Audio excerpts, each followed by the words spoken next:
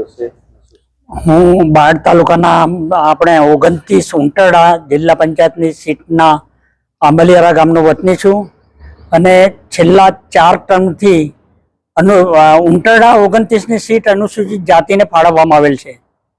છેલ્લા 4 ટર્મથી બાયડ તાલુકાની અંદર અનુસૂચિત જાતિની સીટ એકના એક રોહિત સમાજને જ ફાળવવામાં આવે છે.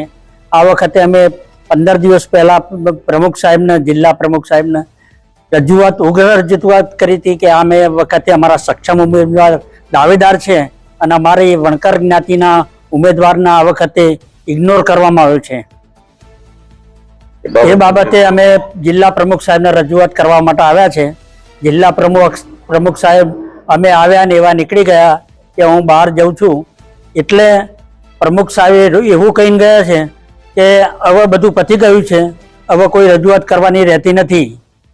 આગળની રણનીતિ વિરોધ કેવો રહેશે? આગળની રણનીતિમાં ગઈકાલે 200 માણસે ભાજપમાંથી રાજીનામું તો આપી જ દીધું છે અને હવે બીજા જે ઉંટરડા છે, આંબલિયારા છે, લીંબ છે, ટેનપુર છે,